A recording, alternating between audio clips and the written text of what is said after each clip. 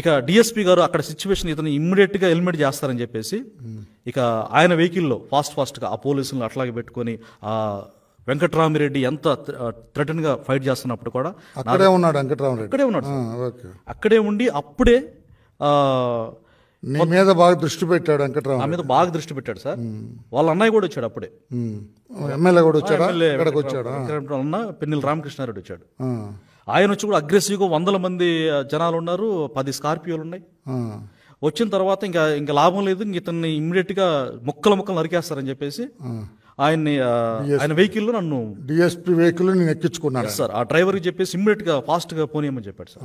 ఎక్కడ తీసుకెళ్ళారు అక్కడ నుంచి? ఇక అక్కడ నుంచి వెల్దుర్తి పోలీస్ స్టేషన్కి అతి వేగంగా తీసుకెళ్ళినప్పుడు నన్ను స్కార్పియో రక్షించడం కోసం. అవును సార్. కేవలం నాకు ఒక సంఘటన కళ్ళ కట్టినట్టుగా బోండవమ్మ గారు, బుద్ధ వెంకన్న గారు ఎలా డిఎస్పీ గారి వెహికల్లో, ఈయనేం ట్రైనీ డిఎస్పీ, ఆయన రెగ్యులర్ డిఎస్పీ, అట్లా సేవ్ చేశారు సార్. ఆ డిఎస్పీ గారు కూడా మధ్యలో ఏమండి నేను బూత్ దగ్గరికి వెళ్ళిపోవాలి, మిమ్మల్ని ఇక్కడ వదిలేస్తాను, మీరు వెళ్తారు ఎక్కడి నుంచి అంటే, అదేదో అక్కడనే చంపేస్తే పోయేది కదా సార్, మమ్మల్ని ఇక్కడ తీసుకొచ్చి వాళ్ళ చేతికి అప్పగిస్తారని ఆయన్ని 2 చేతులు జోడించి వేడుకున్నాను. తర్వాత ఇక అప్పుడు పోలీస్ స్టేషన్ దగ్గరికి తీసుకెళ్ళాడు, సరే పోనీ అని చెప్పేసి పోలీస్ స్టేషన్ దగ్గర తీసుకొచ్చి అక్కడ ఒక కానిస్టేబుల్ ఉంటే ఎస్ఐ గారు లేడు అప్పుడు, వీళ్ళకి థ్రెటన్ ఉంది, కొంచెం పోలీసులని మీరు అండగా ఉండండి అని చెప్పేసి వాళ్ళకి చెప్పి ఆయన బూత్ దగ్గరికి వెళ్ళిపోయాడు. ఆయన ఆ వెహికల్లోనే నా స్టేట్మెంట్ కూడా తీసుకున్నాడు సార్, వీడియో, ఇదిగో మిమ్మల్ని ఇట్లా సేవ్ చేశాను కదా అని చెప్పేసి ఆయన నా స్టేట్మెంట్ తీసుకున్నారు డిఎస్పీ. ఇంకా అట్లా జరిగింది సార్. తర్వాత ఇప్పుడు నా భార్య బిడ్డల పరిస్థితి ఏంటనేది అక్కడ ప్రశ్నార్థం అయిపోయింది. ఇక అప్పుడు నేను డిఎస్పీ గారికి ఫోన్ చేశాను, జేసీ గారికి ఫోన్ చేశాను. ఆ తర్వాత నన్ను ఎవరైతే సేవ్ చేశారో ఆయన మళ్ళీ వెళ్ళిపోయాడు కదా సార్, ఆయనకు ఫోన్ చేశాను, ట్రైనీ డిఎస్పీ గారికి.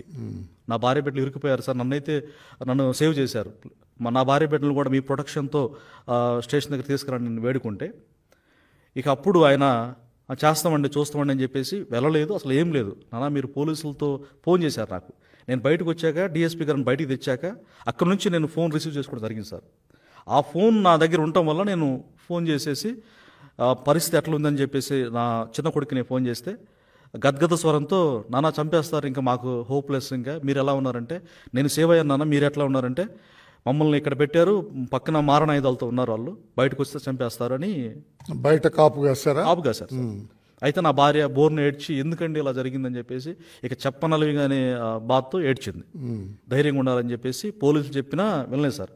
చివరిగా ఇంకా వాళ్ళు పోలీసులు చేతులు ఎత్తేసారని చెప్పి వాళ్ళు కూడా చెప్పారు, పోలీసులు మనకు హెల్ప్ చేయరు, ఎవ్వరు చేయరు, ఇక దేవుడు దయ ఉంటే బ్రతుకుతాం, లేకుంటే లేదు అనుకొని అక్కడ చుట్టుపక్కల చూసేసి కొంత టైం వెయిట్ చేశాక అక్కడ ఎవరు లేకపోతే ఎస్కేప్ అయ్యి వచ్చేసాడని చెప్పాను సార్. అక్కడ కాసేపు ఉన్న తర్వాత మళ్ళీ బూత్ దగ్గరికి వెళ్ళారు ఏదో అరాచకం చేయడానికి ఇక్కడ నుంచి ఉన్నవాళ్ళు.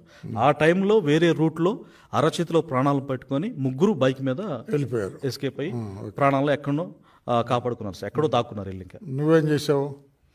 నేను ఇంకా ట్రై చేసా, తర్వాత ఫోన్ చేసిన తర్వాత సేఫ్ అని చెప్పి నాకు వాళ్ళు సేఫ్ అని వచ్చింది. ఇక అప్పుడు నేను ఎక్కడికి వెళ్ళావు? ఇక ప్రాణ భయంతో నన్ను వెంటాడుతున్నారు కదా సార్, బ్రతకాలి, చంపేస్తారని భయం పట్టుకుని ఇంకా నేను కూడా తలదాచుకోవడానికి అటు మిర్యాలగూడ అటు హైదరాబాదు తిరుగుతూ నా ప్రాణాలు కాపాడుకుని ఈ చుట్టూ తిరిగారు. అవును సార్.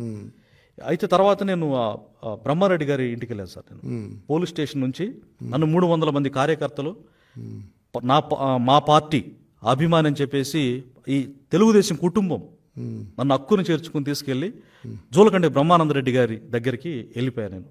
ఆయన వెళ్ళినప్పుడు చాలా చలించిపోయారు, బాధపడ్డారు. ఈ భయానికి వాతావరణం మొత్తం కూడా ఆయనకు వివరించి చెప్పాను ఇప్పుడు మీకు చెప్పినట్టుగానే. చెప్పిన తర్వాత ఆయన చలించిపోయి, మీ భార్య బిడ్డలు ఇంతగా లైఫ్ రిస్క్ చేశావు, నీకు ఎప్పటికీ నేను అండగా ఉంటానని చెప్పేసి ఆయన చాలా ఒక సొంత అన్నలాగా రెస్పాండ్ అయ్యారు సార్.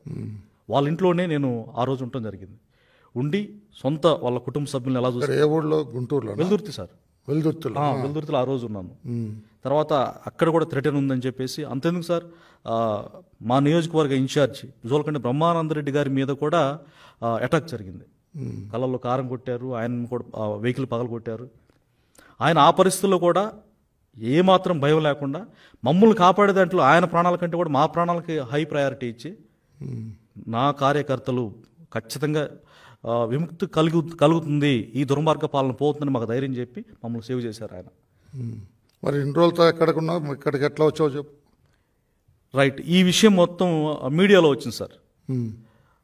ఏబిఎన్ ఆంధ్రజ్యోతి వారికి ఈ సందర్భంగా నేను హృదయపూర్వకంగా ధన్యవాదాలు తెలియజేసుకుంటున్నాను సార్. ఎందుకంటే అక్కడ నాకు ఫోన్లో వాళ్ళకి చెప్పాను, విషయం చెప్పాను.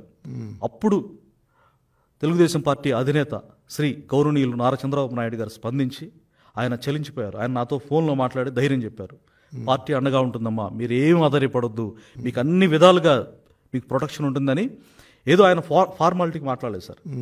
కన్న బిడ్డల ఎడల ఎట్లా ఉంటుంది ప్రేమ అంత మాట్లాడి మాకెంతో ఇష్టమైన మిమ్మల్ని మీకు రిఫర్ చేసి